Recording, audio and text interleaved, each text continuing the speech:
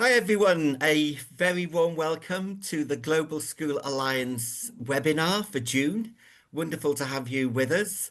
Our monthly webinars that bring together great practitioners who support, celebrate, develop amazing and innovative ways of delivering high quality global communication and collaboration.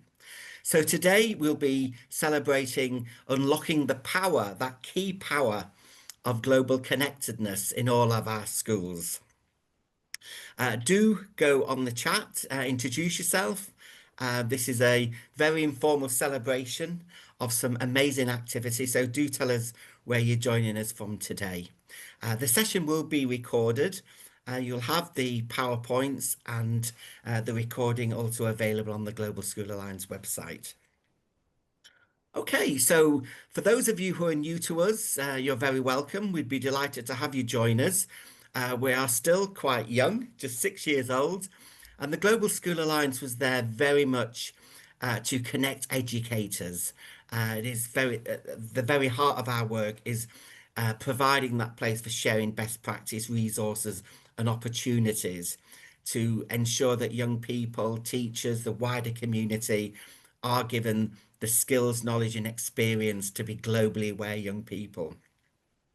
We're very proud now to have over 12,000 globally minded educators in our wonderful community, represented with 145 schools. Hello, Romania, which is a wonderful tribute to your fantastic commitment.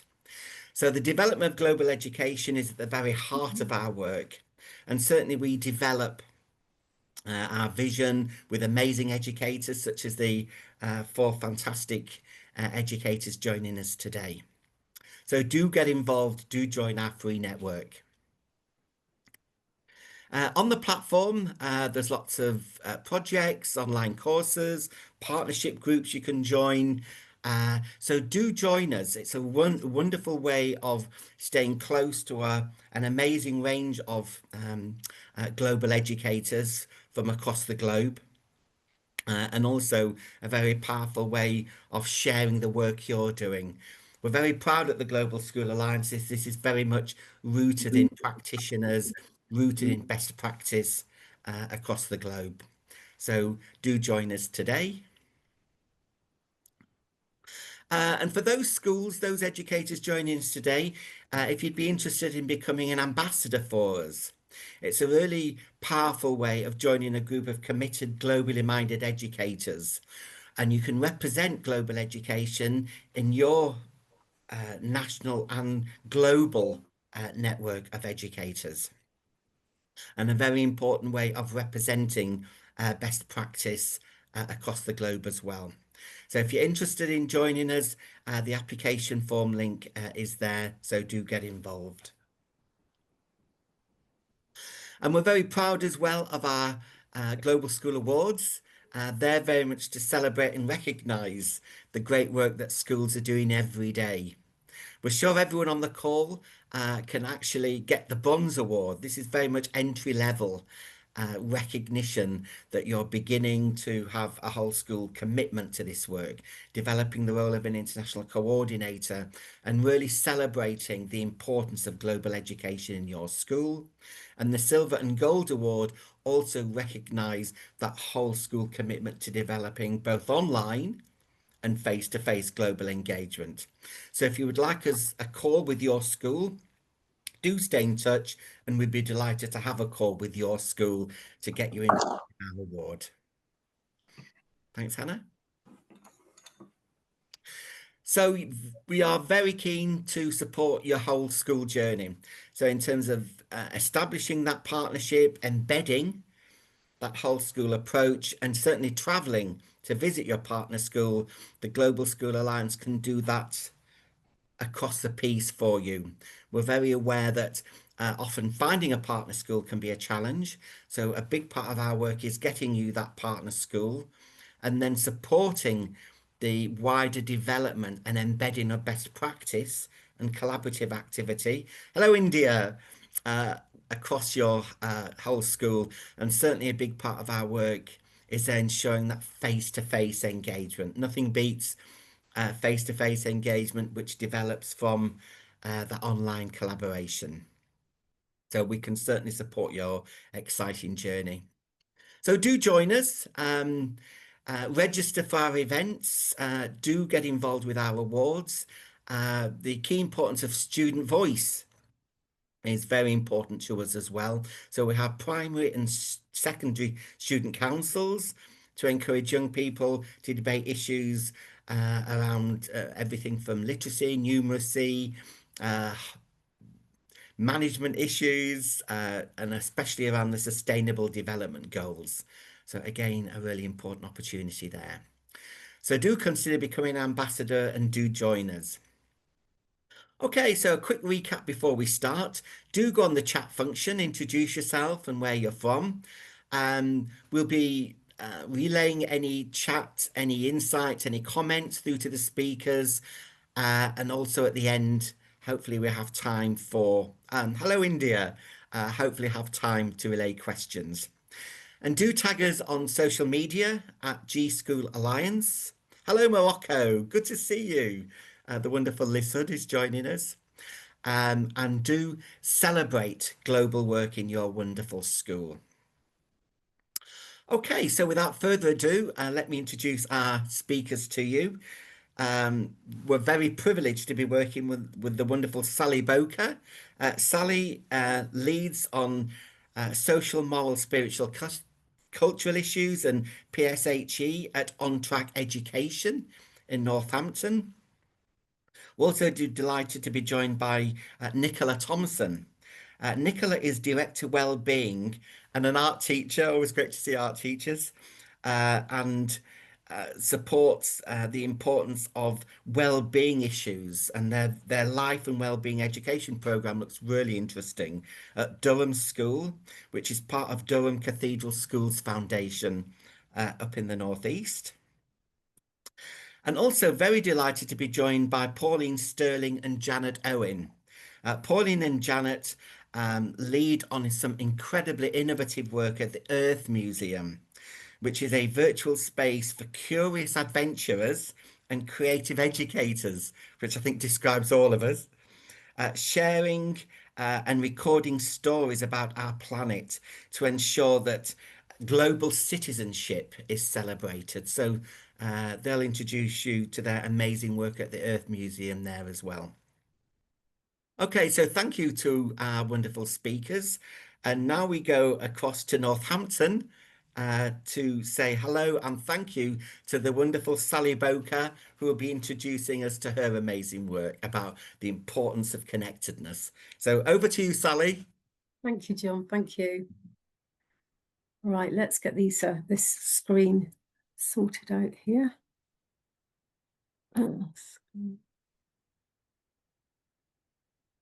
Screen share. You should have it all on your screen now, have you? Is it all there? See that? Thanks, Sally.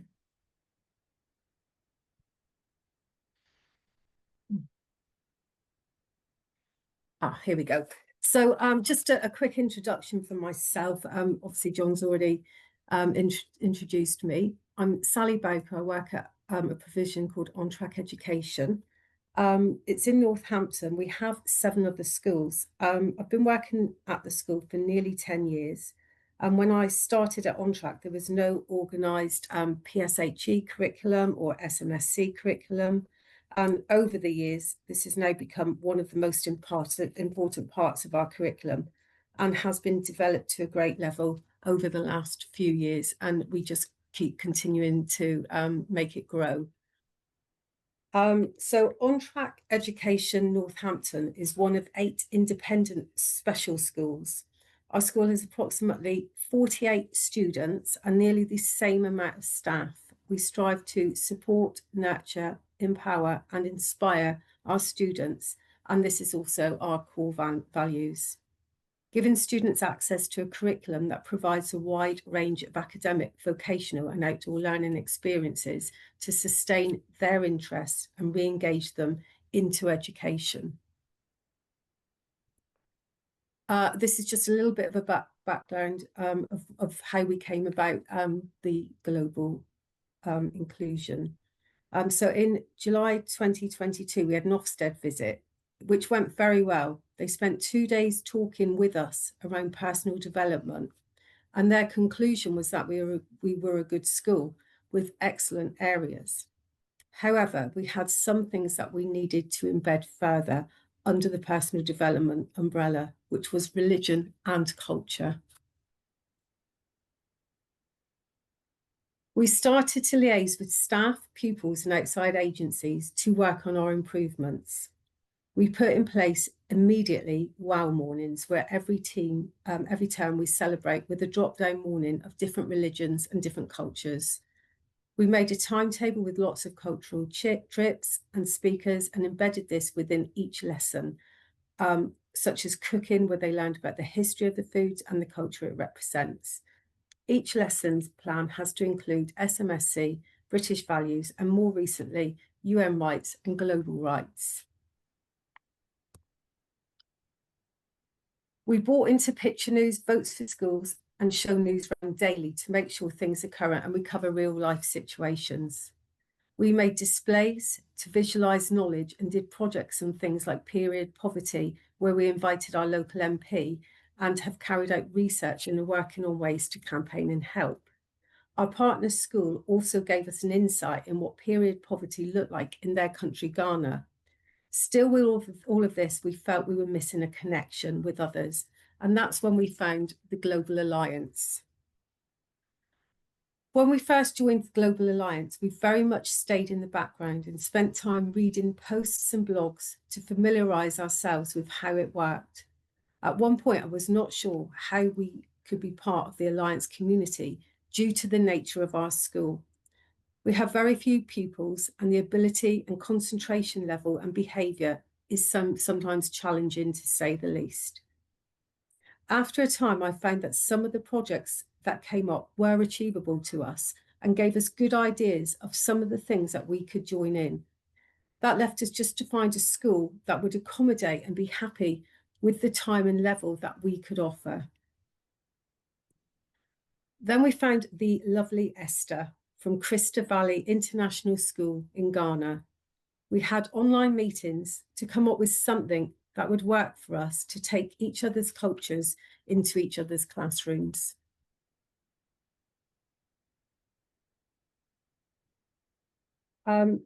We came up with the idea of 10-ish questions where both schools would answer, and we could then discuss similarities and differences. This was an amazing experience for us as Crystal Valley put on an act of their answers. They were wearing national dress, they were doing their dancing, some acting, and it was an amazing performance.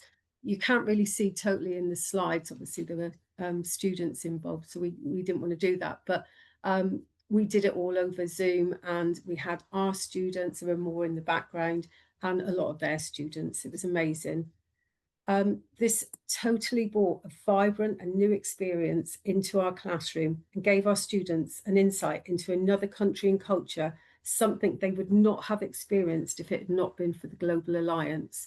And you can sort of see on the slide, on the left-hand side, the amount of children that did the performance for us. It was absolutely amazing.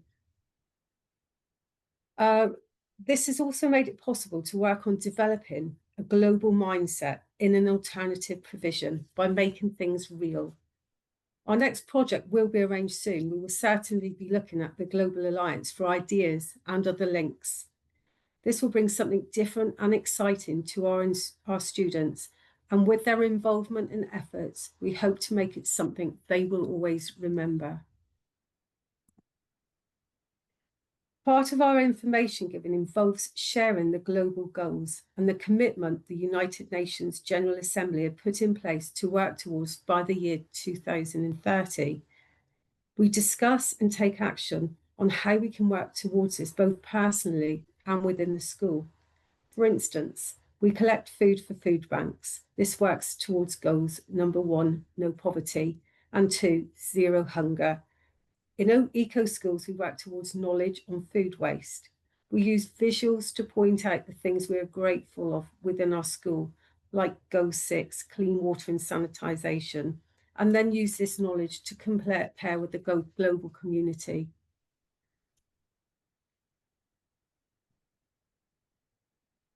We integrate a curriculum that includes diverse perspective. We support and have found a way to take part in international collaborations and create a supportive environment for diverse learning.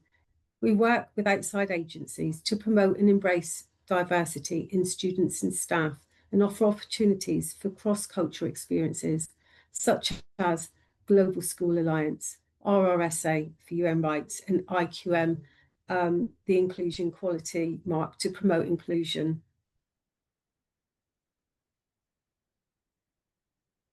We do all we can to promote global citizenship, and this is a whole school approach.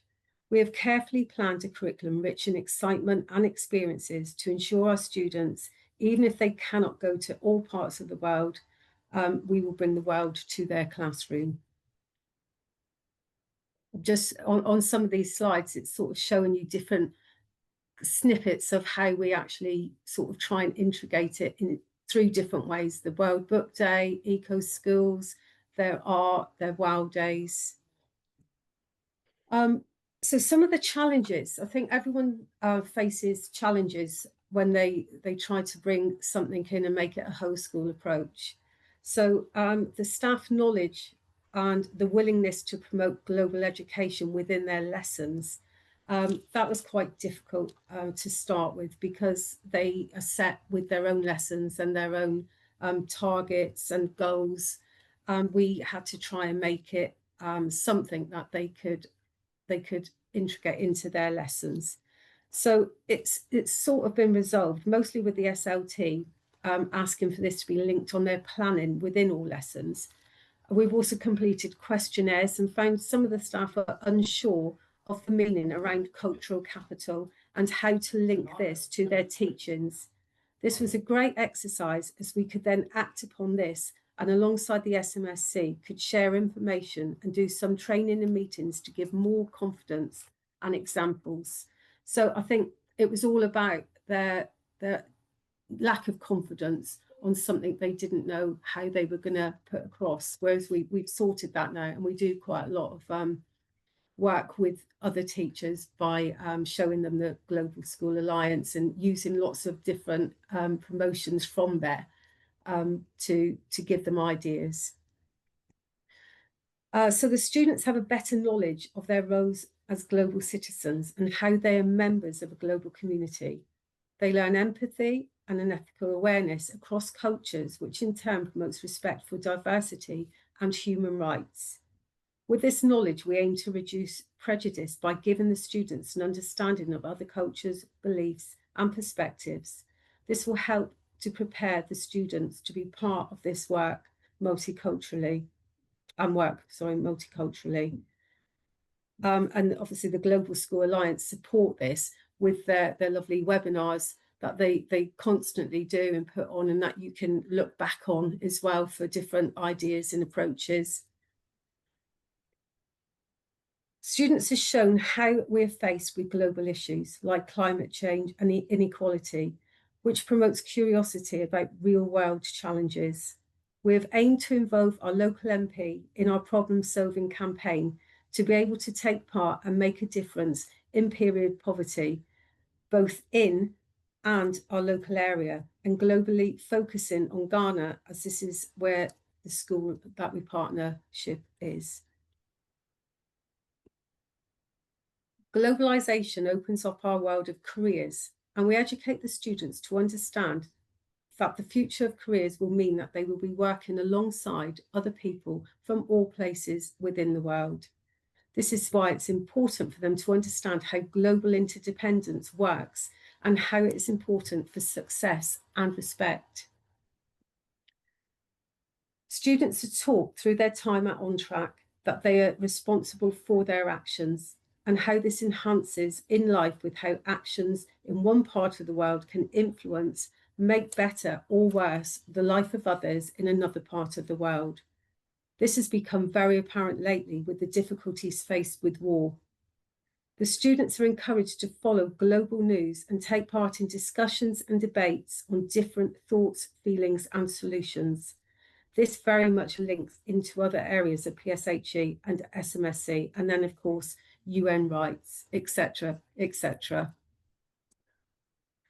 Students are made aware of how we can collaborate and communicate with others through global projects and digitally. This really enhances their digital literacy and communication skills and takes away the stigma surrounding some of their beliefs of life outside Northampton. We hope in an ever-changing world that we are helping to support peace and understanding the roots of conflict and the importance of cooperation. We would like our students to be peacemakers and advocates for social justice. Teaching global connectedness is essential for developing well-rounded, informed and responsible individuals who are equipped to participate meaningfully in an interconnected world. It prepares students not only for careers, but also for constructive engagement in a global society, and of course, the inspiration to visit other countries in our amazing world.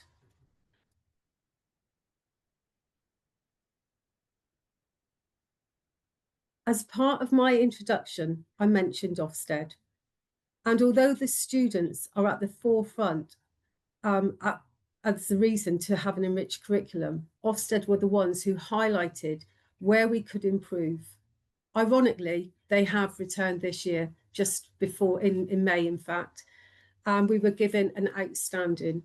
And they were amazed by our personal development. Thank you, John, for the students. We absolutely have improved on our global inclusion, and this has happened with the help of the Global School Alliance and its guidance and encouragement, and also the continual support of John and the team, who are always at the end of the phone, a Zoom call or an email. It seems day or night, anytime actually. And we thank you for that, John. And I've just finished off with the latest Ofsted quote, and they actually have quoted the fact that the Global School Alliance is, a massive thing in what they are looking for, and in actually how we can incorporate globally into our classrooms, which is great. And we wouldn't have done it without the Global School Alliance, to be fair. So thank you all for that. That's me. Great. Thanks, Sally. And it's tribute to you. I remember our first conversations, and what comes through so powerfully is that even in alternative settings of education, that commitment, that central focus, and I think it's described beautifully, everybody is treated equally here. And I Yeah. love the way that you link it to those wow days, Yes. global Yeah, activity nowadays, and shared and we celebrated. just didn't have an idea really, and we needed somewhere to start, and you gave us that somewhere to start, and then we were kept looking at the forums and looking at the blogs and seeing what people were offering, and it was a massive thing in almost giving you just gave us what we needed, and we will continue with that, and we will continue working with you and keep providing our students with with the best Brilliant. support. Well, thank you, Sally, and best wishes to you and your colleagues and everyone at your wonderful school. It's a real privilege to work with you. Okay, thank you, Sally. And we move across now from beautiful Northampton across to another beautiful part of England in the northeast. To Nicola Thompson. Nicola is Director Wellbeing at Durham School, which is part of the Durham Cathedral Schools Foundation, and she'll be telling us about her incredible work around global connectedness. So over to you, Nicola. Thank you. Well, hopefully, never worked with children and technology, and here I am now working with technology. So I hope I get everything right. Can you see my screen okay? We can. Perfect. Okay. So just very quickly, just a little bit of an overview, because whilst John has been very kind in his approach to his introduction. I am Director of Wellbeing, but as any teacher that might be out there knows that you tend to have many hats.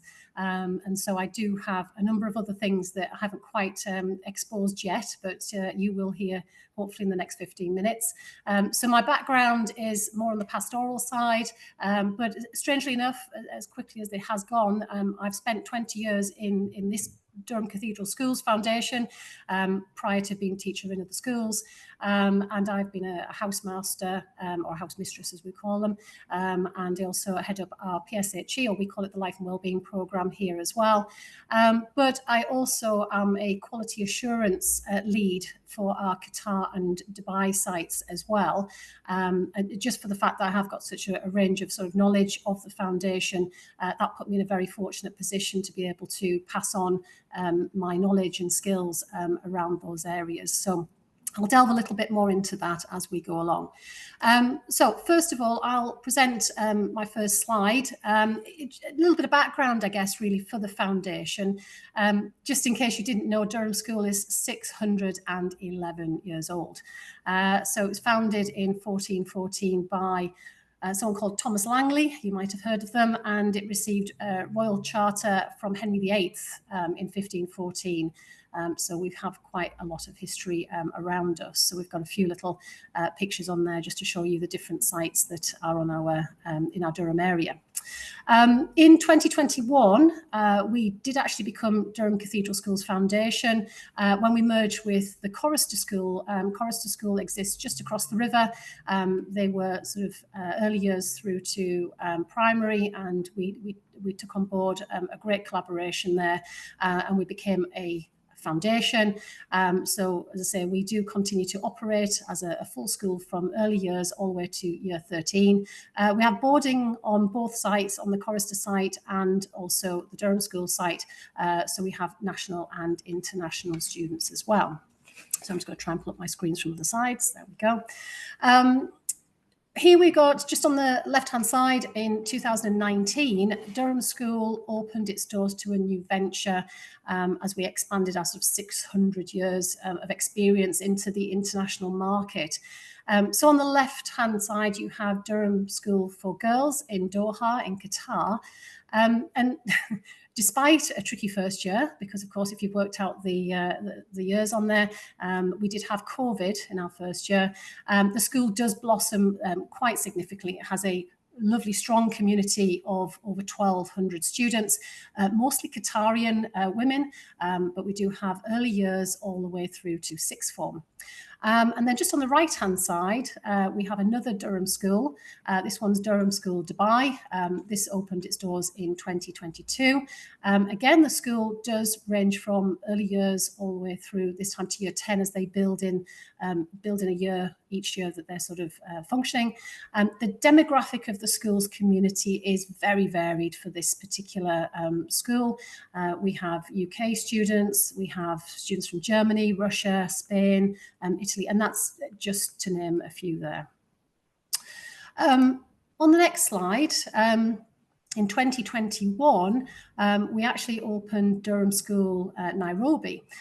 So just on the left-hand side, you can see that we started with our nursery and our prep school. And in the very short journey that the school has actually been on, the school has reached its capacity now towards the primary end, which has now prompted a new build. So just on the right-hand side there, you can see that that is the new build for the secondary school site, which is just down the road. As a side note, it might be worth just mentioning that whilst we do have our Doha, our Nairobi and our Dubai sites, the international connectedness doesn't just stop at those schools. We also work alongside one of our alumni, so one of our past students who started the Zambezi Trust in 2009. And we look to support and collaborate wherever we can with the Zambezi Trust. It's a fantastic trust that does a great work out there.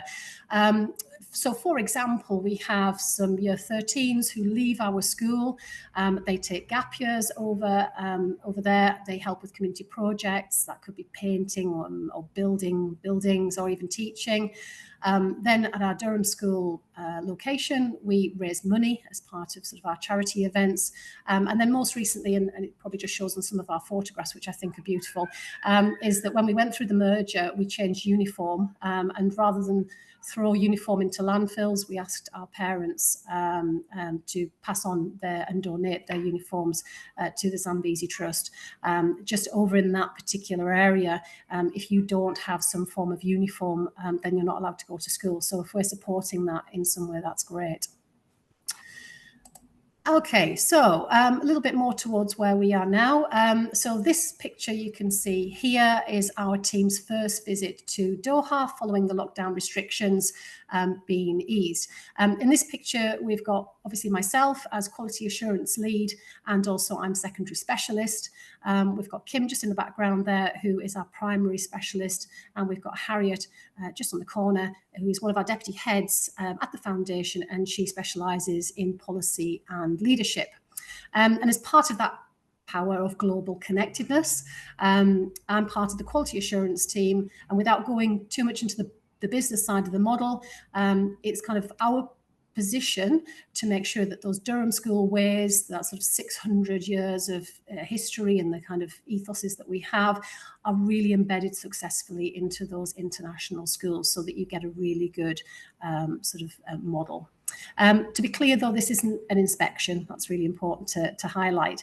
We do write a report at the end of our time as we visit these schools, but it's an opportunity to meet our colleagues, make connections, build relationships, which prepares the ground between the cities that we have across the globe there, and really to understand sort of educational routines, which actually can be really different in the way that works, as you can probably imagine, particularly in some of the Arab states. So we've got a lovely picture here. I like this one.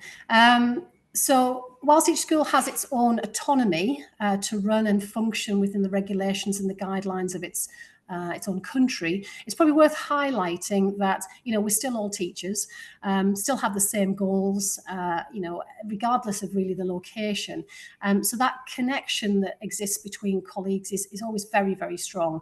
And it's being part of a team it does really feel lovely once you're sort of, crossing over the seas to go and visit each other.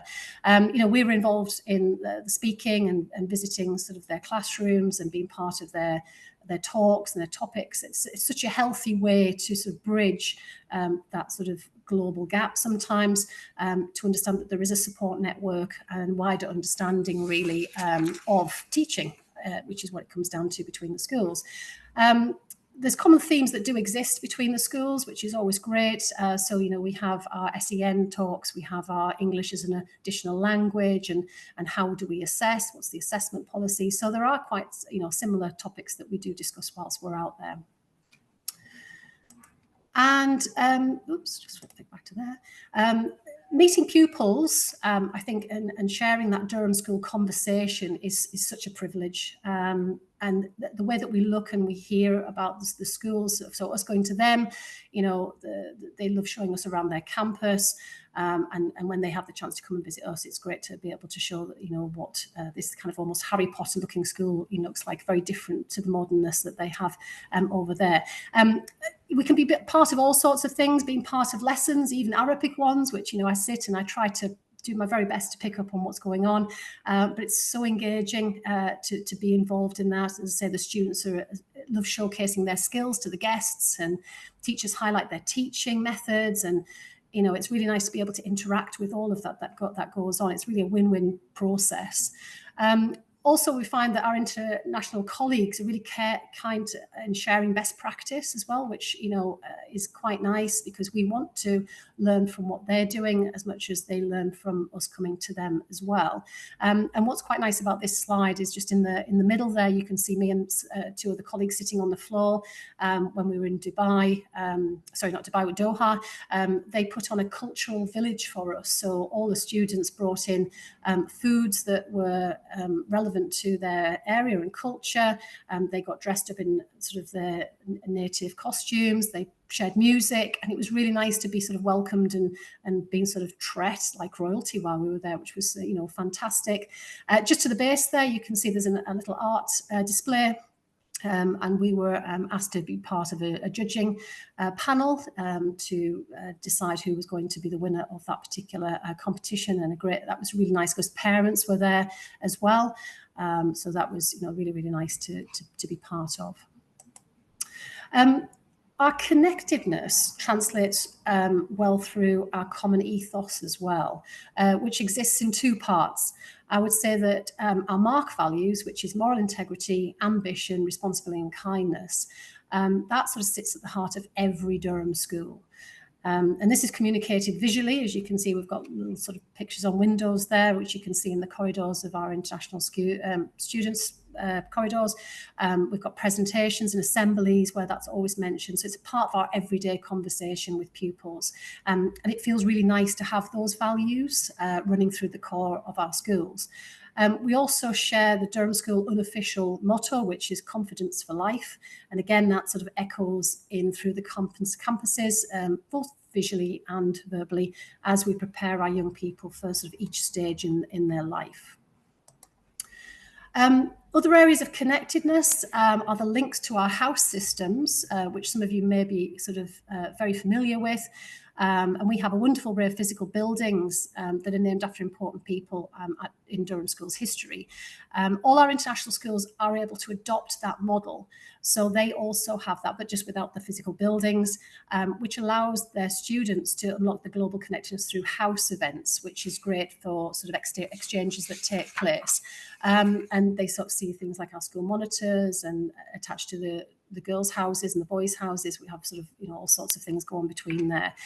You can just see at the top there, we've got one of our girls, our head girls, writing across to Dubai, sorry, like I said, about Doha, to say, you know, hope your new school, you know, everything goes well in your new school. So that was really nice to be able to share a nice sort of personal letter across there.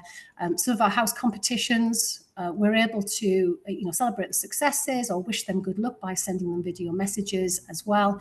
And then just down at the bottom right-hand corner, during lockdown, we did 9 million steps to Doha through one of our houses, and using their step devices at home, we were able to sort of log that and track our progress, where we would be in Europe as we went across and through other countries. And we reached Doha, and they kept on top of that. We sort of shared our progress, and then we passed over the baton virtually, and they made their way back up to us in Durham from Doha. So that was a really nice little project that we had going on there. Another great example of collaboration this year was during Mental Health Awareness Week, which is, you know, such a big things in schools. And we exchanged video, photographs, daily updates of activities we had going on around the school sites. Joe Tuck, who's sort of my equivalent or pastoral lead over in Dubai, we'd already sort of started to plan this when I was out there last. So, you know, it was starting to take shape very, very early on, but it was great that I could do that in person. And then we just sort of followed that up with Zoom calls just to tidy up some of the loose ends. But we were keen to align our schools so that there was a real good connectedness throughout. And it was lovely to send photograph collages. So you can see from either side, there's some collages of our staff with their cups. So we've got one from Dubai, one from Durham. We sort of swapped them over so that they could see each other's colleagues as well. And additional to that, we had anti-bullying week as well. We have Odd Socks Day. And again, we tried to keep that sort of sharing of activities the same across the board so that we can keep an eye on sort of making sure that everything worked really nicely. And then just finally, really some of our collaboration projects with our primary schools. So children really enjoyed learning about the culture of the places where we have our schools, and learning about our sister schools, both in, you know, in Nairobi, Doha, Dubai, and then of course the Zambezi school as well. And a couple of examples. So Kim at our primary end, when she returned back from Doha, she had got our Key Stage 1 and 2 students to look at the significance of pearl diving in Doha, and so they started a project around that, and they got their the head of primary at Doha to come and do an assembly via Zoom link, and then they set about putting a mystery together to solve who had stolen the pearl from this beautiful monument that sits in the middle of Doha. And not to panic, it turns out that the pearl had been taken away for cleaning as part of this mystery, but the children really enjoyed sort of collaborating across the pond on that one to work who had stolen it. The children also learn Arabic. We try to encourage them to do that and work out where things are on the map. And then they made a lovely, I don't see from the photographs where they've got check-in security and various little different things going on there. They made like a mock flight simulator. So they had to go through check-in, head to security, look at liquids and shoes and scanning, and then they got on the plane. And whilst they were on board, they were watching it in in-flight films and in-flight snacks, and then they watched, of course, the Qatar World Cup was taking place. So it was a really nice little event there. And then really just to finish off, I think it's probably really important to say that I'm acutely aware of the privileged position that I have for these opportunities to travel and connect with our schools across the pond. But as Global School Alliance has already offered to you as part of their commitment to global connectedness, I would certainly say, reach out to other schools and other countries, because I think it's a wonderful enrichment, both professionally and personally for all involved. So as I say, please do get involved wherever you can. It's fantastic. Brilliant. Thank you, Nicola. That was fantastic, and lovely to see how that very special ethos for over 600 years has been at the very heart of the foundation and all your wonderful family of schools. And it was wonderful to see your mark values that's always underpinned. And I think what came through very strongly is that confidence for life, giving young people the skills, knowledge, and experience to be those confident global citizens.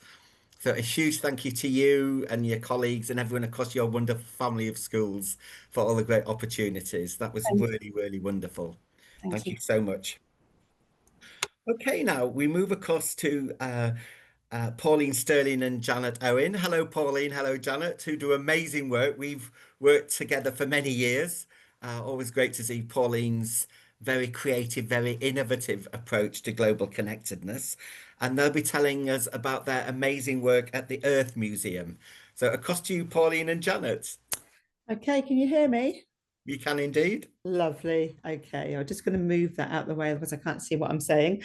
So I'm Pauline Sterling. I've now retired from teaching. I taught for over 30 years in all sorts of schools, primary, secondary, state and independent. As John knows, I'm passionate about global learning. I really understand everything you were saying there, Nicola, about collaborating with other schools, meeting up with other schools obviously for your learners' development, but also for your own. It's the best professional development you can have. I've participated in many Erasmus Plus, e-twinning. I was an e-twinning ambassador for many years. It was the most wonderful thing. I've done Connecting Classrooms, Comenius, when that was around, Lefebvre Trust, lots of collaborative projects. Since retiring, I do say that retirement is my first job because I have to remember that I am retired, but I've written a PSHE book for HODA, which is Explore PSHE for Key Stage 3, and lots of resources for Cambridge Primary and Lower Secondary Wellbeing, and Cambridge Primary and Lower Secondary Humanities resources. I've just actually started working with AQA just this week on a numeracy project, and I'm also working on one of the books for PSHE toolkit. I'm doing the media literacy, and that's all just come about in the last week. But the most work I do at the moment, or the most regular work I do at the moment, is with Janet at the Earth Museum. The Earth Museum is based on the Isle of Wight, where Janet and I both live. Only at the moment I'm in beautiful Scotland. It's not so warm, that's why I've got a jumper on. Janet's probably thinking, why is she sitting there with a jumper on? Because it's warm on the island, it's not warm up here.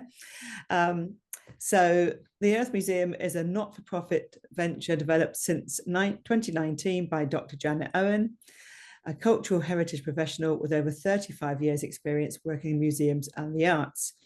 Janet now works with a dedicated team to bring human stories about places and their global connections into the classroom with an aim to help inspire cross-disciplinary learning, harnessing technology and storytelling. So as I say, Janet lives, and I live mostly on the beautiful UNESCO Biosphere Island, the Isle of Wight, where Earth Museum as a company is based at a studio office in Yarmouth. Now, Janet's going to tell you more about the latest project. Thank you very much, Pauline, and hello everyone. And thank you, John and Global School Alliance, for the opportunity to kind of share and introduce the work that we're doing. Really, really appreciate it. As Pauline says, we are very fortunate to be based on the amazing UNESCO Biosphere Island of the Isle of Wight. It's one of 700 biospheres across the world, and it immediately helps inspire us to ensure that we are both globally connected and really thinking through and developing our thinking around UN Sustainable Development Goals and that global citizenship theme that is so important to us.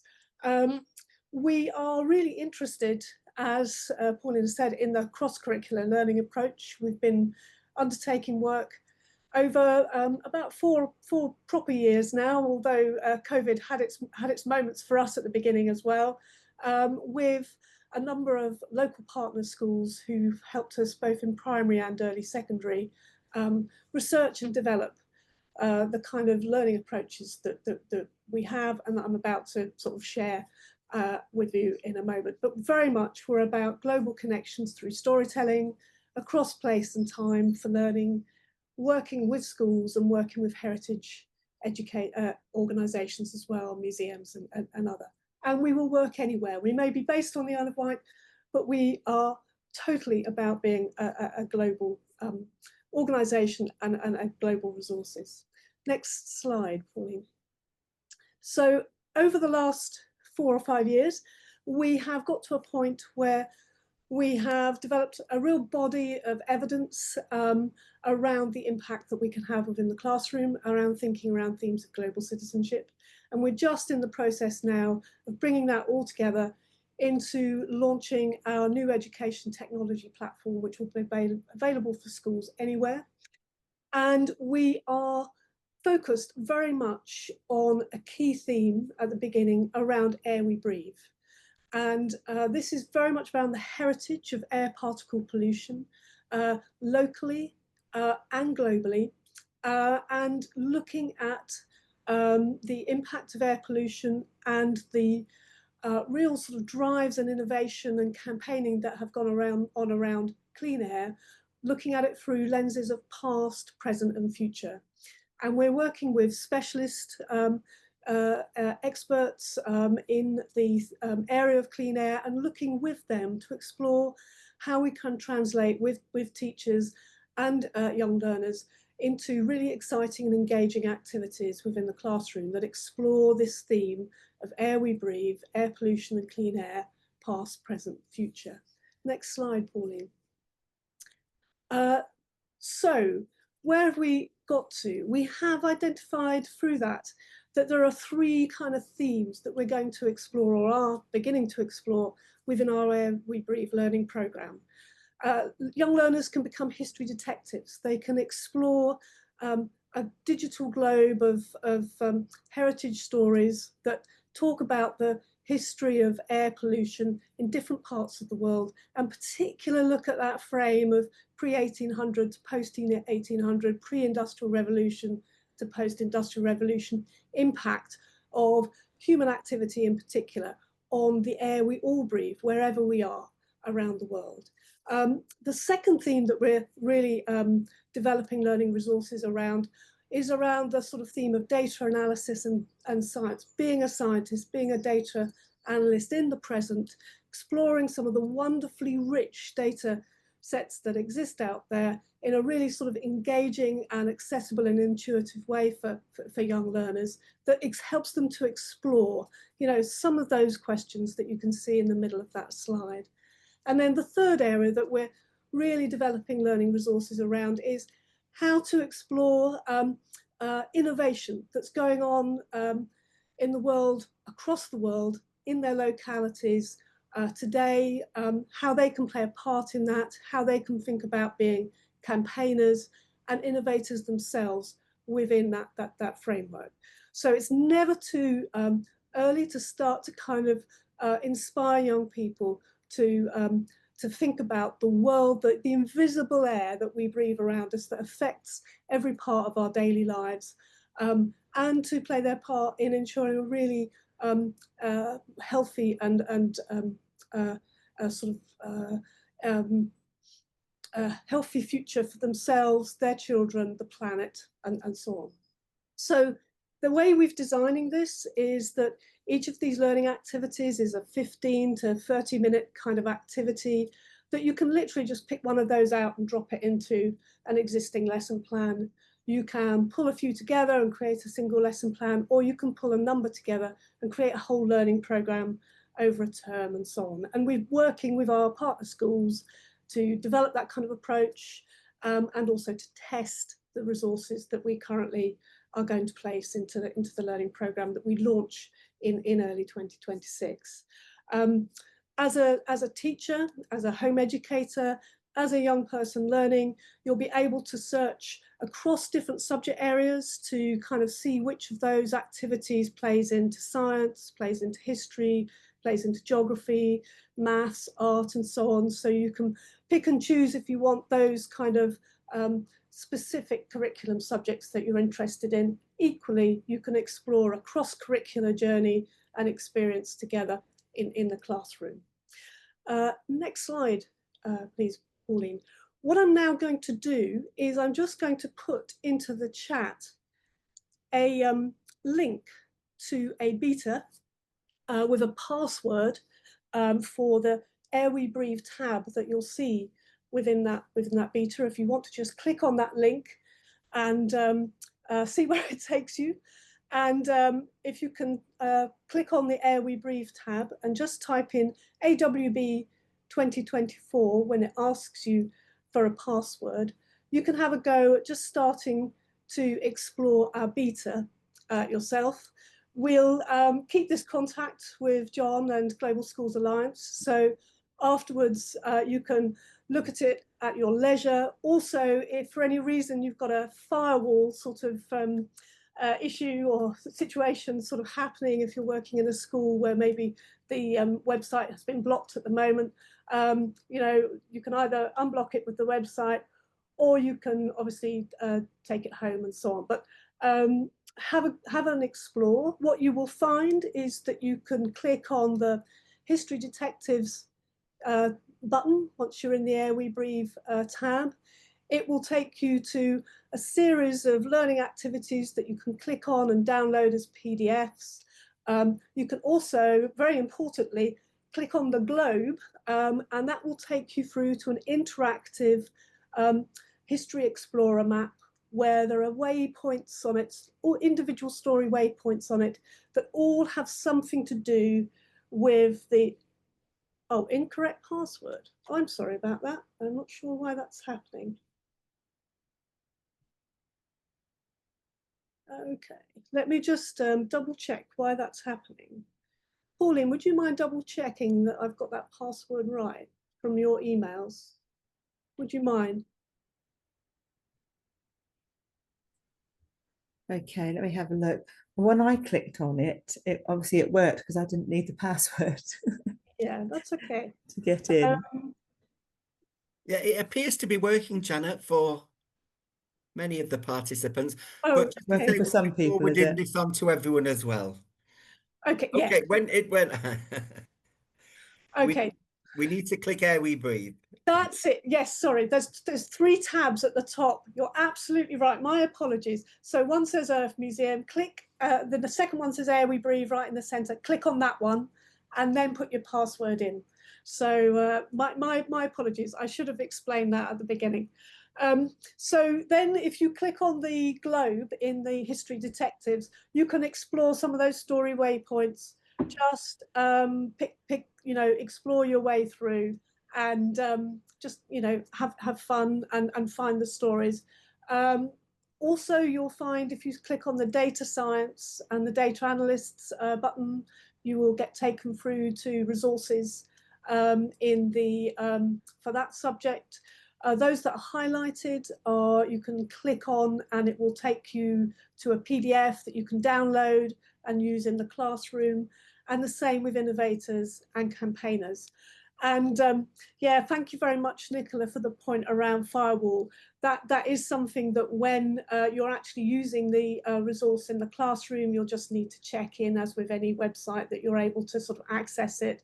It will be on a different URL web domain when it's actually launched. This is a beta at the moment.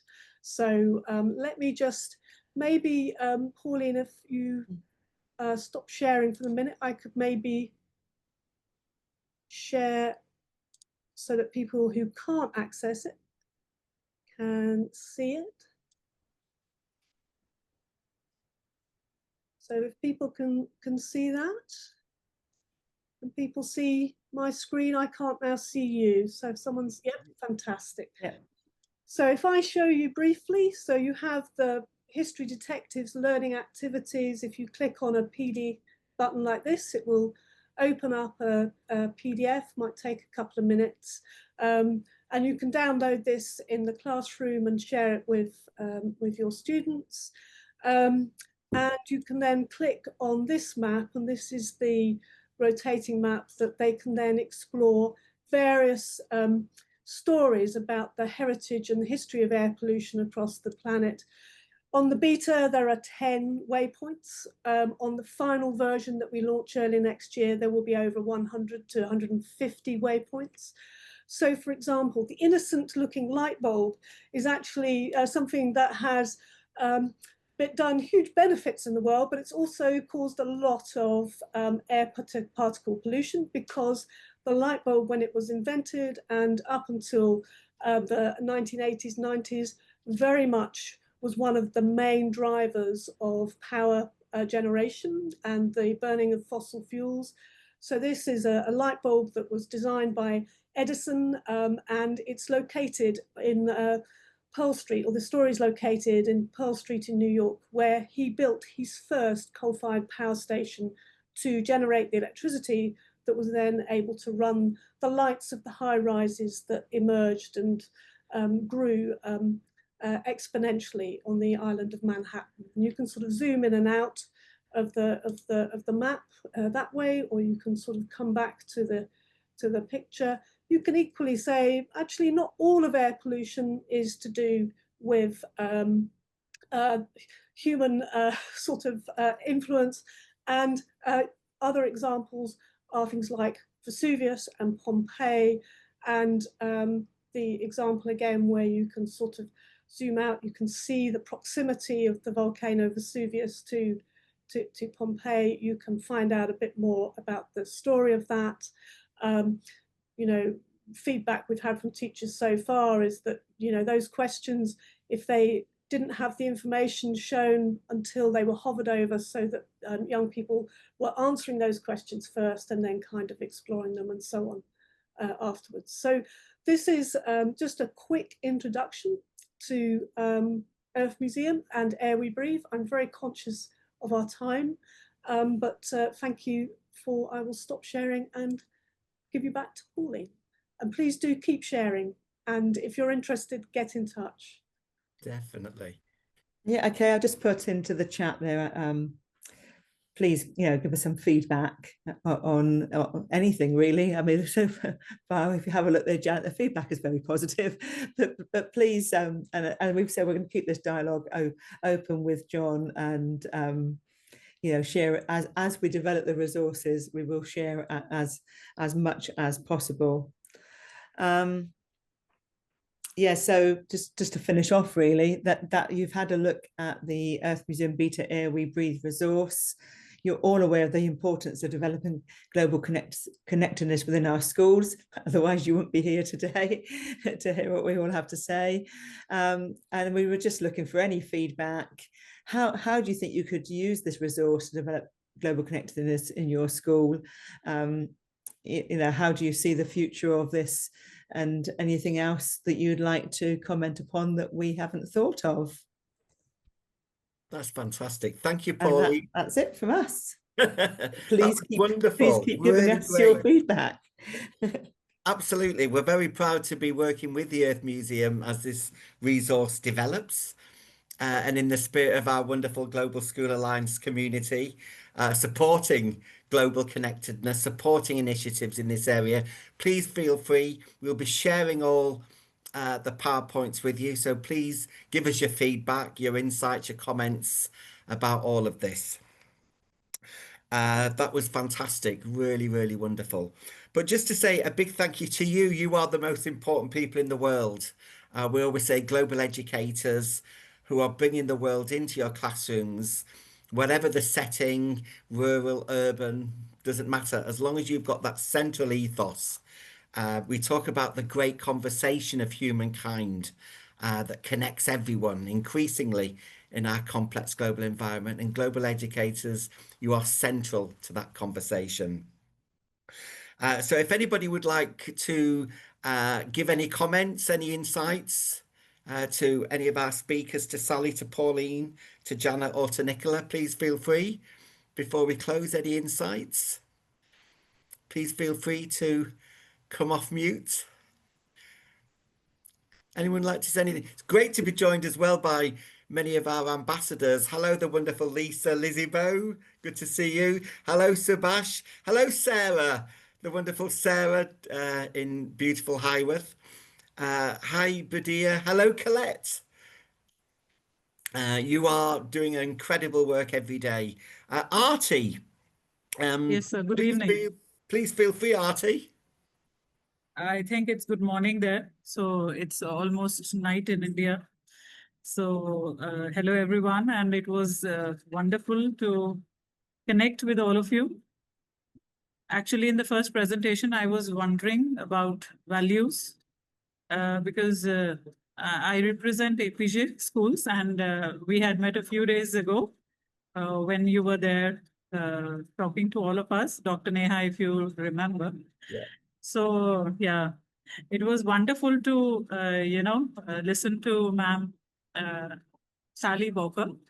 So it was so wonderful for all the work being done, and then followed by Nicola Ma'am, and then Pauline Ma'am and Janet Ma'am. I actually was wondering about values because we focus on value-based education. The moment the student enters the school premises, the focus is on values. Of course, academics is an important part besides the co-curricular activities, but then values play a very important role. And being in India, we are very particular about students following certain norms and following, because we have so many states, so many religions, and so many languages. So one thing which binds all of us is values, basically. So then when I heard Nicola Ma'am, so the mark theory, so it was so wonderful. It is being taken up by other schools also. So it was so wonderful. And now coming to Earth We Breathe. So I just complimented for the great work being done. And I was really overwhelmed to see my country also there on the global map when it was rotating. So it is just a suggestion that if we could have other countries also lined up, when we make it's just a suggestion to Janet Ma'am. So it would be wonderful. Yes, thank you so much. So I would really love to, I would be talking to the management. I would love to have this global alliance so that we can meet each other in person. So it would be wonderful. So thank you so much. This is what I just wanted to share. Thank you. Thank you, Artie. It was wonderful to meet you and your colleagues at that meeting recently. Thanks to Dr. Sharma and to everyone at EPC schools. You are doing incredible work. So thank you so much. Thank you so much. Anyone else like to say anything before we close? Thanks, Adrinis. Thank you. Subash, it's always good to see you. Luminata, thank you so much. Colette, we look forward to seeing you shortly with Rob and Tatiana. But you are the most important people in the world. I have to say it again. We are privileged every day to work with amazing educators who are bringing the world into their classrooms and ensuring that young people are given access to this amazing global activity. We'll be sharing the PowerPoints, sharing the amazing Earth Museum resource. Please give us your feedback as it develops into a huge global resource. And Nicola's amazing work across the foundation. That was wonderful to see how your values coalesced over 600 years in that amazing trust of schools. But just to say a big thank you to you for everything you do. We are having a Liverpool face-to-face event on the 26th of September. So if you are free to join us in Liverpool in September, we'd be delighted to have you there. Our next webinar is on the 17th of July, and that'll look around the key value of hosting. A big part of the work of the Global School Alliance is now around encouraging schools to host young people globally as well. So we're delighted to be having that from a school in East London, that it will actually be hosting a group of young people for us from China. So just to say, huge thank you, Sally. Looking forward to visiting Northampton in the near future. Congratulations again on your well-deserved Ofsted. That was great. Thank you. Pauline and Janet, we will certainly stay in touch about your incredible resource. Good luck with that. That's really fantastic. And to tie that in with history and science is so important. And of course, to the wonderful Nicola, the work you're doing around encouraging young people to think and act as globally connected young people is really, really inspiring. Thank you. And I think I have to finish on one of your amazing lines, Nicola. Confidence for life. Teachers also need that confidence that they're doing incredible work. And communities such as this instill you all with greater confidence to make sure that young people are thinking and acting as globally aware young people. And it's a huge thanks from me, from everyone at the Global School Alliance. If you want to become an ambassador, please do so. We'd be delighted to have you join us at a forthcoming Ambassadors Conference we're planning as well. So without further ado, thank you, everyone. Good to see you, Sarah. I know there was a really useful meeting there that my colleague went with you recently. So thanks for everything you do. To the wonderful Lisa, to the wonderful Ina, Catherine, Bradia. Do stay in touch. Hello, Ghana. Owosu, lovely to see you again. So do stay in touch. We will forward all of the PowerPoints to you and also download your certificate of attendance for today. So take care, stay in touch. We will see you on the 17th of July and hopefully in Liverpool in September. But take care, best wishes to you, best wishes to everyone at your wonderful schools, and thank you from the Global School Alliance. Take care, everyone. Bye-bye. Thank you. Bye. Bye, everyone. See ya. See you. Thanks, Bye-bye. Thanks, Sarah. Bye. Thanks, Artie. Good to see you. Thank Thanks, you. Thank you, Michaela. John, sir. Thank you Thanks, so Mrs. much. Hawkins. Best wishes Bye-bye. to Neha. See you, Subhash. Cheers, Mirella. Yeah, thank Cheers, you. Bye-bye. Adriana. Good to see you. Thank you. Thank you, John. Take care. Thanks, Owusu. Hello, Ghana. Thanks, Marwa. Good to see you. Good to see you, Marian.